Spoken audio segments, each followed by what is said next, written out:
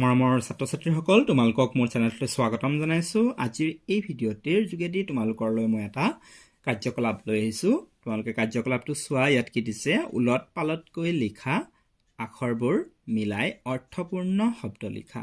তাৰমানে ইয়াত আখৰবোৰ কি কৰা আছে? উলট পালট কৰি লিখা আছে। এই আখৰবোৰ মিলাই অৰ্থপূৰ্ণ শব্দ লিখিব দিছে। প্ৰথম এই যিটো তোমালোকে আখৰ দেখা পাইছা, এইটো তোমালোকে লিখিবা। এই হচৈটো প্ৰথমতে লিখিবা, হচৈ। তাৰপিছত এইটো লিখিবা, প্ৰথম চ আৰু দ্বিতীয় চ, তাত আকাৰ আছে। এইটো হ'ব ইচ্ছা।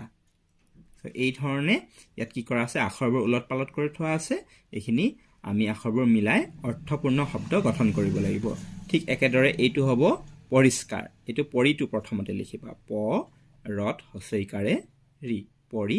তাৰ পৰা এইটো স্কাৰ, পৰিষ্কাৰ। ঠিক একেদৰে এইটো হ'ব দ্বিতীয়। এইটো প্ৰথমতে লিখিবা দ্বিতি, দি টি, তাৰপিছতে এইটো অন্তস্থয়, দ্বিতীয়। ঠিক তেনেকৈ স্বাস্থ্য হ'ব এইটো। এইটো প্ৰথমতে লিখিবা, তাৰপিছত এইটো লিখিবা স্বাস্থ্য। তাৰপিছত এইটো হ'ব পশ্চিম। এইটো লিখা প্ৰথমে প, তাৰপিছত এইটো, তাৰপিছত মটো লিখি দিয়া। হ'ব পশ্চিম। তাৰপিছত এইটো কি হ'ব? এইটো হ'ব বিদ্যান। এইটো প্ৰথমে লিখা বধ হচৈকাৰে বি, তাৰপিছত এইটো লিখা, তাৰপিছত দন্তীয় ন, বিদ্যান। প্ৰথমটো পালোঁ আমি ইচ্ছা, পৰিষ্কাৰ, দ্বিতীয় স্বাস্থ্য, পশ্চিম আৰু বিদ্যান। নিশ্চয় বুজি পালা তোমালোকে এই ক্ৰিয়াকলাপটো।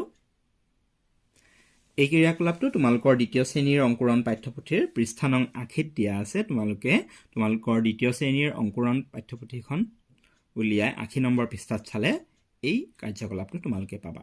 মৰমৰ ছাত্ৰ-ছাত্ৰীসকল, আশা কৰিছোঁ তোমালোকে বুজি পালা। আজি ভিডিঅ' ইমানে আছিল। ভিডিঅ'টো কেনে পালা? ভাল লাগিলে লাইক এটা কৰি দিয়া, শ্বেয়াৰ কৰা তোমালোকৰ বন্ধু বান্ধৱীৰ মাজত, যাতে তেওঁলোকে ভিডিঅ'টো পায়। আৰু মোৰ চেনেলটো যদি প্ৰথম আহিছা, তেন্তে চেনেলটো ছাবস্ক্ৰাইব কৰি ৰাখিবা, যাতে আগলৈ এনেকুৱা ধৰণৰ ভিডিঅ'সমূহ পাই থাকা। আৰু মোৰ চেনেলটোৰ সৈতে জড়িত হৈ থাকিবা, যিহেতু এই চেনেলটো তোমালোকৰ সকলো বিষয়ৰ ভিডিঅ' নিয়মীয়াকৈ আগবঢ়াই থকা হয়। আৰু লগতে তোমালোকে মোৰ চেনেলটোৰ প্লেলিষ্ট ছেকশ্যন এবাৰ চেক কৰি চাব পাৰা। তাত তোমালোকৰ বেলেগ বেলেগ বিষয়ৰ প্লেলিষ্ট ধুনীয়াকৈ কৰা আছে। তোমালোকে নিৰ্দিষ্ট বিষয়ৰ প্লেলিষ্টত গৈ নিৰ্দিষ্ট পাঠৰ ভিডিঅ' চাই তাৰ পৰা আয়ত্ব কৰি ল'ব পাৰা। ক'ৰবাত কিবা অসুবিধা পালে বা বুজি নাপালে তোমালোকে মোক কমেণ্ট কৰি জনাবা। ভিডিঅ'টো চোৱাৰ বাবে ধন্যবাদ।